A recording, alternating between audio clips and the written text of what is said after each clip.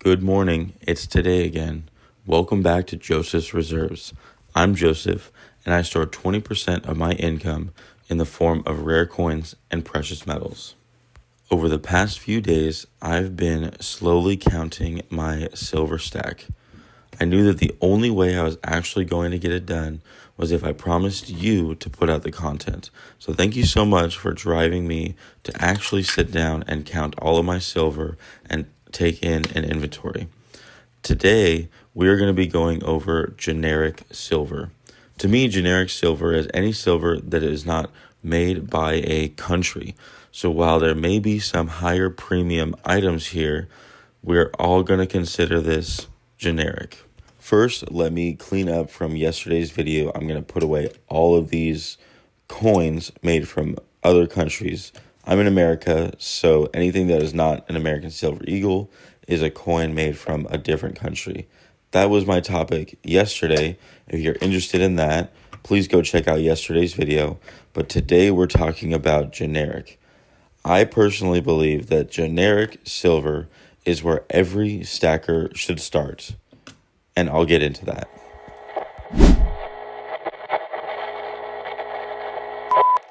Congratulations again to Fateful Shirt for being the first one to get to my comment section on my last video.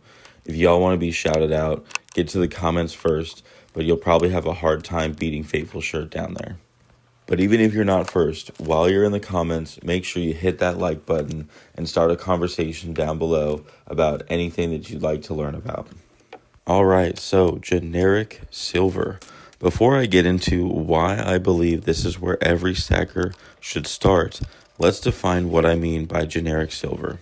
So, generic silver is really just any silver that is only marked by the weight and purity. So what we're looking for in a 1 ounce bar or a 1 ounce round is that it says 1 ounce, and remember, precious metals are weighed in troy ounces, which is 31.103 grams. And we want it marked with either 3 nines fine or 4 nines fine silver. Some older bars will say 3-9, meaning 999, and then a plus symbol, and that's adequate.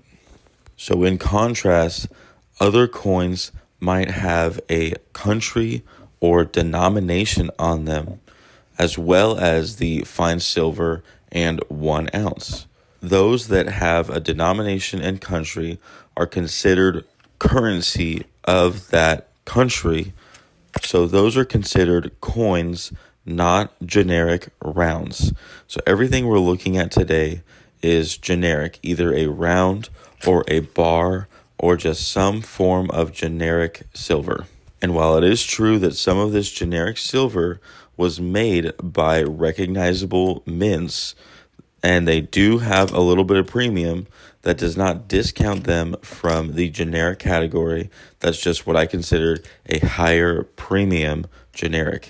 However, most of the time, generic silver does not hold on to that premium on the other side of owning it. When you're going to sell generic silver, they will likely be all considered just generic and bought for at the same exact rate. Selling generic silver to a coin shop would be like taking a bag of wheat pennies to the bank. The bank doesn't care that they are made of copper, and they don't care that they are a lot older. What they care about is that it's stamped 1 cent, and they will pay you 1 cent for them.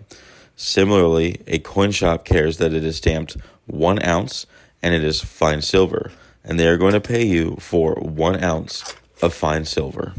Another thing to note is sometimes you'll find what some people call vintage silver. So vintage silver will always be generic. The entire idea behind vintage silver is that it was during a time that countries were not making silver. So during the 70s and early 80s, when countries were not making coins, these companies were making silver, and those coins, like this one that's currently in my hand, are considered vintage. They do have some really cool designs and some really cool ideas that they were trying to share, like this international trade silver. They were attempting to make an international currency almost, and that is kind of what silver ended up becoming. However, these that were made before countries started making these 1 ounce coins are really cool to collect, and some people think that they might have extra premium, but like I just said, generic silver will get generic silver value. So when it comes to generic silver, just go ahead and buy whatever you might like. So why is it that I say every stacker should start with generic? And it really boils down to your emotional connection to the price that you paid for your silver. If you're stacking only American Silver Eagles or only Silver Maples, then you might have a little bit of an emotional attachment just because you paid that higher premium. That's why I suggest for your first few ounces, or really first 20 to 40 ounces, you should be stacking generic silver. This is going to be the lowest cost silver that you can get into, and your emotional attachment will not be as high. And the reason I say 20 to 40 ounces is that is typically a good start to an emergency fund. You don't want to have some sort of accident or sickness that would cause you having to sell all or a lot of your silver to cover the cost. If that silver is all high premium silver that you're not actually going to get the full return on. Let's say you only stacked these here Engelhard prospectors, which do have significant premium to them.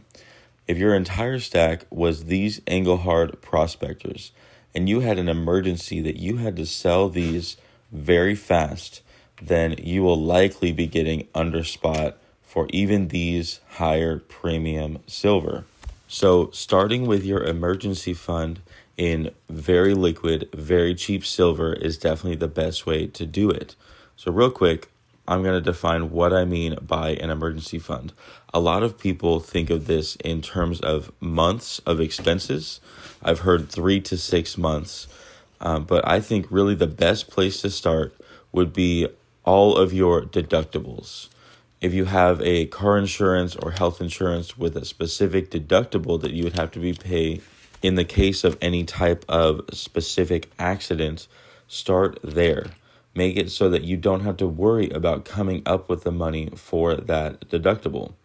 That would be a perfect place to start. Usually, that's somewhere around $500 to $1,000, maybe sometimes a little bit more. So that's where I came up with the 20 ounces. Right now, 20 ounces would be a little bit more than $1,000. So it's a great place to start. So far, everything I've shown up until these two pieces in my hands right now were 1 ounce of silver. These two that I'm putting down actually are 100 grams, which is 3.2 ounces. And I do have a few larger bars right here. This is a 5 ounce Germania mint bar, and I do also have a 10 ounce bar. And just like any other size, some of these made by certain brands have a higher premium. However, typically when you get into bigger sizes, the bigger sizes will have lower premium, which again means when you go to sell them at the coin shop, you will get lower premium for them. So usually the best bet is to stick with a 1 ounce size. However, if you can afford these 5 or 10 ounce sizes, then consider them as an option. I only have this one 10 ounce size because at the moment I would more likely purchase a 1/10 ounce gold coin than a 10 ounce silver bar.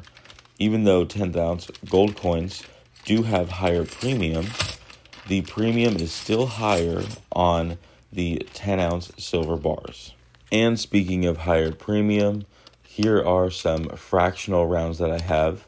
I have all of the 1/2 ounce, 1/4 ounce, and 1/10 ounce, and even a 1/20th ounce in this card that I'm about to show you. So typically, the smaller the piece you get, the higher the premium ends up being. You can definitely see examples of that online. However, a lot of the time at coin shops, you might actually be able to pick these up for the same rate as their generic. And that's the only reason I have so many of these here. I love the idea of these fractional generic rounds because let's say if I was actually going to spend some of these, I wouldn't want to be locked into what is now a $60 bill. You know, if I had to sell $150 worth of silver, I'd easily be able to make that possible with these fractional silvers instead of selling 3 full ounces and losing my silver position by $180 when I only have a $150 problem. If I could utilize 2 1-ounce coins and some of these fractionals, I'd be able to get significantly closer to $150, if not right on the dot. And that exact reason is why a lot of people choose to stack 90% silver. That would be the old circulated dimes, quarters, and half dollars. But I believe that with the combination of both junk silver and pure fractional bullion, you're going to be sitting in the perfect spot to be able to come up with any exact amount of money that you might need. So what kind of goals exist out there with generic silver? I feel like generic silver is the most fun because it could literally be, hey, I have this plastic bag. I want to fill this plastic bag as much as possible with fractional silver. Or I found this square tube. Let me find out what fits in it. And I'm going to stack as many of those as possible that will fit in this square plastic tube. Generic silver doesn't fit one specific mold because there are so many different companies that make them. A lot of the time you'll find coins with slightly bigger diameters or very thick coins or bars. And because of that, you could likely find something to fit anywhere. Here I have a 24 grain bar, which is actually pretty cool. It reminds me that silver used to be measured in grains. It really still is, but you could even find some of these older rounds like this one here from 1991. It actually says, instead of half an ounce, it says 240 grains because 480 grains is a full troy ounce. So the card that I have over here contains 24 grains. That would mean a 20th of an ounce. I think it'd be pretty cool to have enough of these cards to make an entire ounce worth of silver. And of course, speaking of odd size silver, we have some coins over here. And yes, these are actually coins. These ones are denominated $20. And on the other side, you'll see that they are made for the country of Liberia. Notice I said for the country of Liberia. Liberia commissioned the American Mint to make these coins, so they are still made by a company, not a country. So I still count these as generic, but if you look closely, you'll notice that there was no weight on them. And that's actually because these were kind of used to fool people. You see right here, it's actually 20 grams. And when I pulled up the receipt, since I inherited this in a collection, I found out that this was part of a subscription that my wife's grandfather was actually paying $56 per coin back in 2008, which 2008 was a pretty crazy year for silver. There was a huge bull run that got it up to $21 an ounce, but shortly after, it dropped all the way down to $9 an ounce. Imagine buying silver for $56 per 20 grams at $9 an ounce. In addition, this was part of his collection that he also paid $56 per coin. And I'm saying per coin here because these are all silver-plated copper or copper nickel that are disguised to be like silver rounds. So it's absolutely a shame that these companies were getting away with this, but they did sell quite a lot of these. At least I got this nice box out of it. This box does hold 12 rounds or 12 coins, so later I'll decide what I'm going to do with it. But for now, let's just move aside all of these copper-plated and copper nickel rounds. So I actually checked the assays later, and ended up stacking these all up and counting them right here in this video, but there's actually only 4 of them that are silver. So with those 4, this puts my entire generic stack at 107.5 ounces, which makes my running total 431.7 ounces. And of those 431.7 ounces, 25% are generic, which means 45% come from the world coins that I counted yesterday, and 30% come from the American Silver Eagle collection. This brings my running total to my silver collection to right about $25,200, which is right there next to my entire gold holdings from a video a week ago. In the videos before, I estimated that 55% of my holdings was in gold, where it seems like after I count my 90% silver and world silver coins, I'm going to be far higher in silver than I have in gold value, which is pretty exciting. That's what I want overall. I believe silver is going to be outperforming gold for the next few years, so my goal is to have more silver than gold, but that's going to be a topic for another video. For today, I'll just leave you with this. Just remember, every ounce adds up, so no matter how small, just keep stacking.